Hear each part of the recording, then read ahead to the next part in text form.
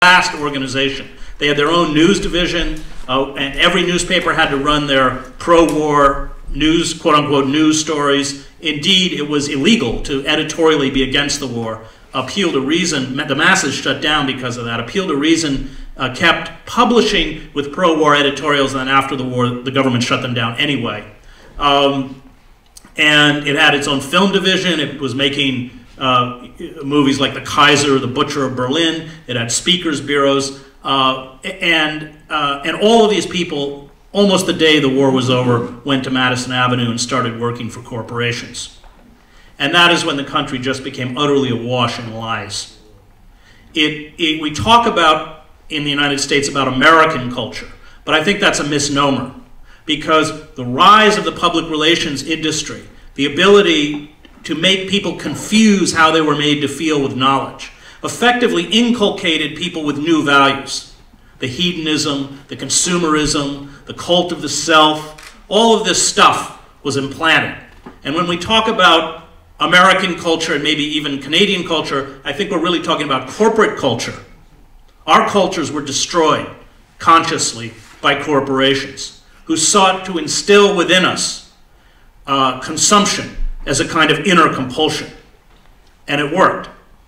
And so we lost the mechanisms by which we could pressure a liberal class to respond to suffering and grievances and injustices. And then finally we lost the liberal class itself.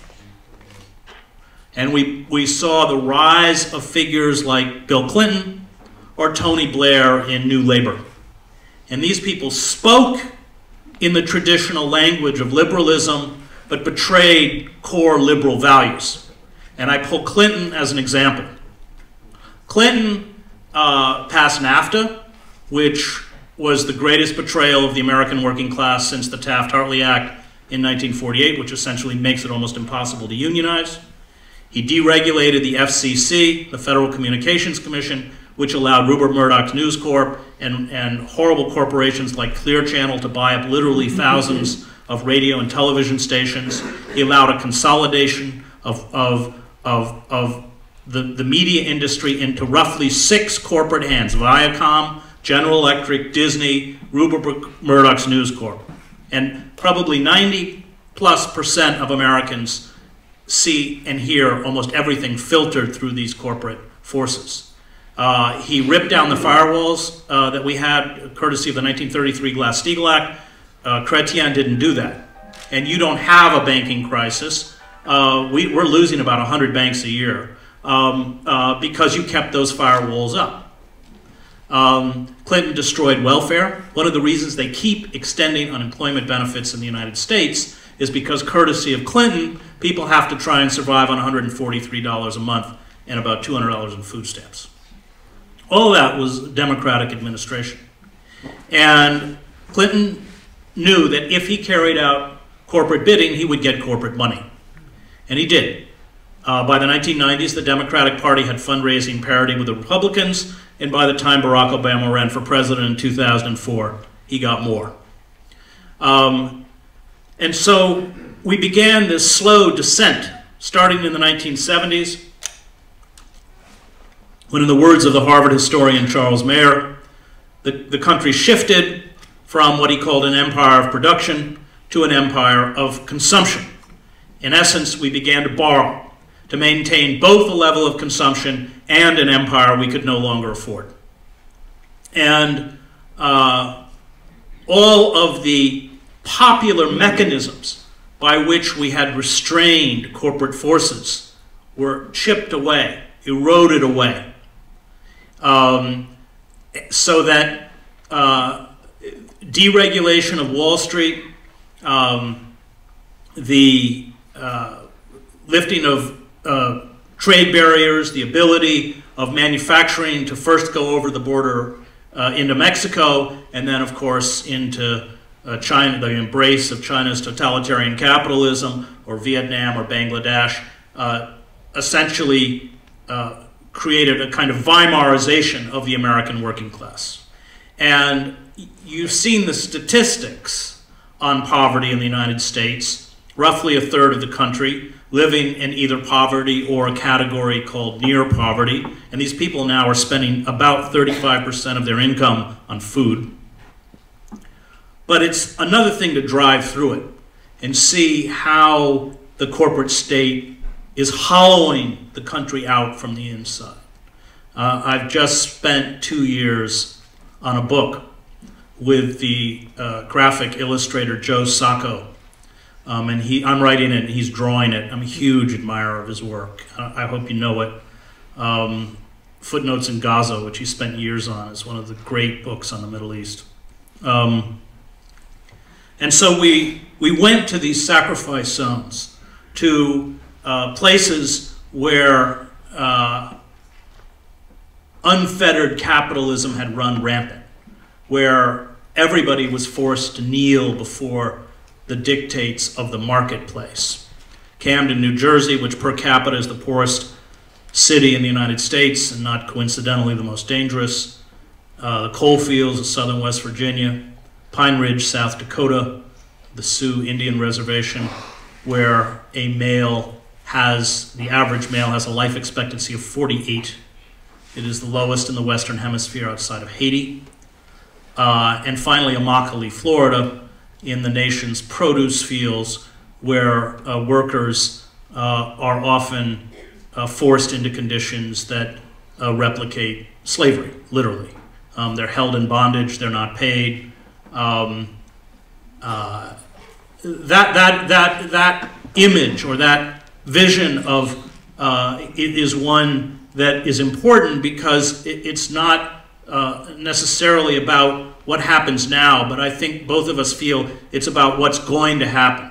As all of the restraints are lifted against predatory capitalism, the size of these sacrifice zones will become enormous until there's a passage in Orwell's 1984 about that the inner sanctum of the party is about, if I remember, 4 or 5%. This sort of outer sanctum of the party is about 13%, and the rest are what Orwell calls the proles. And that's precisely what's been happening. The reconfiguration into a kind of global neo-feudalism. And none of us are immune to it, which is why these movements, such as the Occupy movements, have arisen. They've arisen because the formal systems of power no longer work. I am a huge admirer and close friend of Ralph Nader. I, in every campaign, supported him. In 2008, I wrote his speeches. I gave a talk at the University of Wisconsin, and somebody said, well, we love Nader, but his speeches are so boring. I thought they were scintillating myself. But I think nobody understands corporate power better than Nader. He's been fighting it all of his life. Nobody understands the structures of power better than Nader. And I think that the power of the public relations industry, because they're constantly polling, they're constantly doing focus groups, they're constantly taking the pulse so that political figures can recite back to you what it is you want to hear. They're extremely good at it. And when you get on the inside, the cynicism is staggering. It was a very lonely position in 2004 to support Nader with the rise of Obama, who is a brand and functioned as a brand. The meltdown of Wall Street terrified the shit out of Wall Street. They thought they'd been caught. They thought they were going to have to pay. And they put Obama up. Obama functions the same way people of color or HIV-positive models functioned for Bennington and Calvin Klein a few years ago. It allows consumers to associate a risque lifestyle and progressive politics and confuse it for an experience. And that's why Obama won. Advertising ages top annual award right after the elections, Marketer of the Year. He beat Nike, Apple, Zappos, because the professionals knew precisely what he had done. The only thing, we're watching this horrendous March of the Trolls, Republican contest. The only thing either party has to offer is fear, manufactured fear, because the superstructure of the corporate state is left untouched. Obama has carried out the policies on every substantial issue. He's carried out the policies of George W. Bush. He has served corporate interests as assiduously as Bush.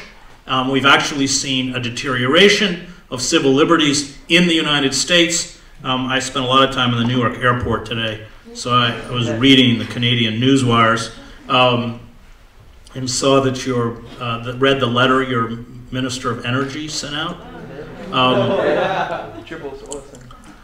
in which he warned he was attacking foreign money and foreign influences for activists and radical ideology, and the last line was, and they'll all end up like Americans and try and sue. Well, if somebody just tried to sue the president, I think that was necessarily a bad idea. Normally, in a functioning democracy, the courts are where citizens go to seek redress against injustices.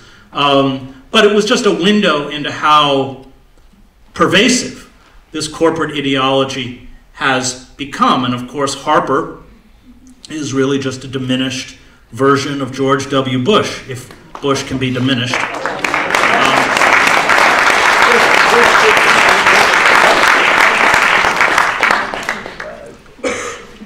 And unfortunately, I can't speak to the Canadian political system, although I used to know Michael Ignatieff very well when he was at Harvard.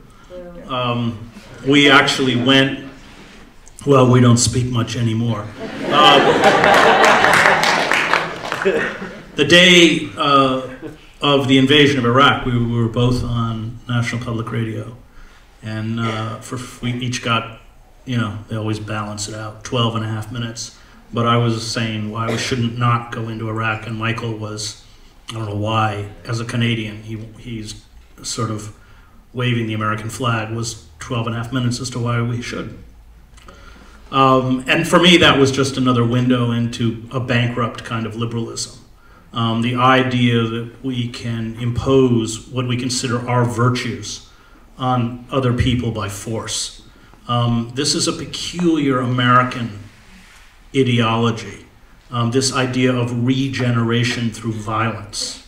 It's what we carried out on the Western Plains when we, through genocide and starvation and disease, destroyed 95% of the native population in the United States. The sickness of that legacy runs deep through American society, and I think that there is a difference between Canadian and American society, and one of it is that we are a deeply violent culture. And I think Canada doesn't share that propensity to violence the way we do. We're going there. Well, I mean, look at the measures. I was also reading about the RCMP infiltrating First Native communities. I mean, what always fascinates me about Canada is that you have us as an example. I mean, we're doing everything wrong. I have no idea why 10 years later you want to replicate the mess that we engender. But somehow, I don't know, it filters upwards here. I'm not sure what's wrong. This is a global movement. And I used to give talks, I don't know if maybe some of you have read some of my books, and I was pretty bleak. The fact is, unfettered capitalism, as Karl Marx understood, is a revolutionary force. It is built within it a quality of self-annihilation. Because, as Karl Polanyi, great economist, his book, The Great Transformation, is 1944, is a classic. He fled Europe with his wife, who the U.S. State Department considered to be a communist, and she actually taught at Columbia. She could never get a visa to the United States. She lived in Canada, and Polanyi had to go back on the weekends to be with his wife. But in the book, he writes, he actually, for an economist, uses the word sacred. He said, when a society loses